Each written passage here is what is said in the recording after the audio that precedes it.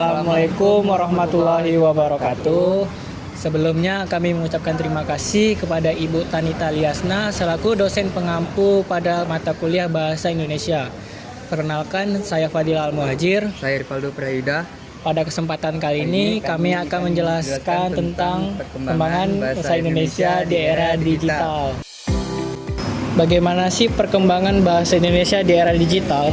Bahasa Indonesia saat ini mengalami perkembangan yang sangat pesat, terutama sejak hadirnya teknologi dan media sosial seperti internet, WhatsApp, Instagram, TikTok, dan platform lain, membuat masyarakat berkomunikasi lebih cepat dan santai.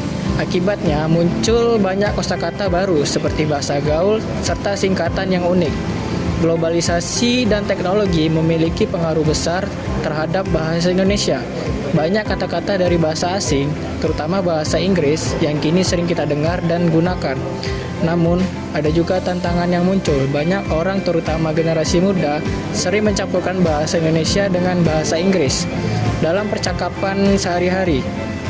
Fenomena ini dikenal dengan istilah bahasa gaul atau bahasa alay.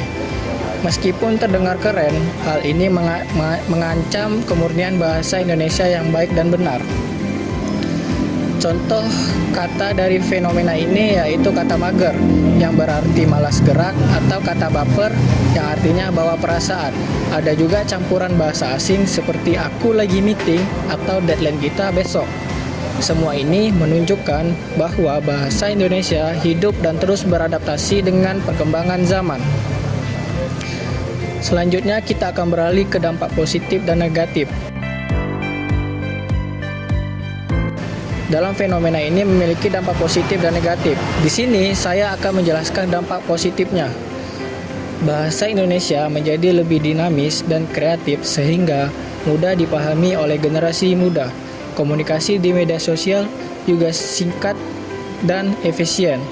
Namun, media sosial juga mempromosikan bahasa Indonesia yang tidak baku dan cenderung informal.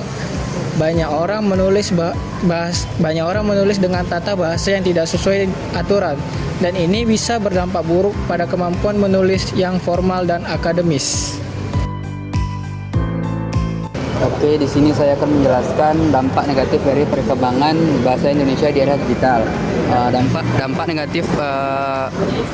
negatifnya penggunaan bahasa baku semakin berkurang. Banyak orang kesulitan menulis dengan ejaan yang benar, dan generasi tua terkadang tidak memahami istilah baru. Pendidikan memiliki peran penting dalam menjaga dan mengembangkan bahasa Indonesia. Di sekolah, kita diajarkan untuk menggunakan bahasa Indonesia yang baik dan benar. Selain itu, ada lembaga seperti Badan Pengembangan dan Pembinaan Bahasa yang terus berusaha mempromosikan penggunaan bahasa Indonesia sesuai dengan kaidah. Namun, tantangannya adalah bagaimana membuat pelajaran bahasa Indonesia tetap menarik bagi anak-anak muda. Pendekatan yang inovatif dan interaktif sangat dibutuhkan. Misalnya, penggunaan media digital dan aplikasi pembelajaran bahasa bisa menjadi solusi yang efektif. Lanjut, kesimpulannya dari penjelasan kami dapat disimpulkan bahwa diperlukan keseimbangan antara penggunaan bahasa gaul yang bersifat kreatif dan fleksibel dengan penggunaan bahasa baku yang sesuai kaidah. Pendidikan memegang peran penting dalam menjaga dan mengembangkan bahasa Indonesia. Sekolah, guru, dan lembaga resmi seperti Badan Pengembangan dan Pembinaan Bahasa perlu terus mempromosikan bahasa Indonesia yang baik dan benar melalui cara-cara yang menarik, inovatif, serta sesuai dengan perkembangan teknologi. Misalnya, memanfaatkan media digital, aplikasi pembelajaran bahasa, dan pendekatan kreatif agar generasi muda terasa dekat dan bangga menggunakan bahasa Indonesia. Dengan demikian, bahasa Indonesia akan terus berkembang mengikuti zaman. Namun, keberlangsungan dan kemurnian sangat bergantung pada kesadaran kita semua dalam menjaga, menggunakan, serta mencintainya.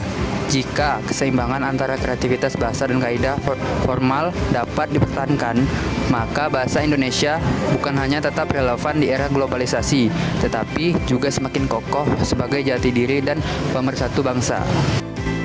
Sekian dari penjelasan kami. Jika ada salah kata, kami mohon maaf. Kepada Allah kami mohon ampun. Kami tutup. Wabillahi taufik wal hidayah. Wassalamualaikum warahmatullahi wabarakatuh.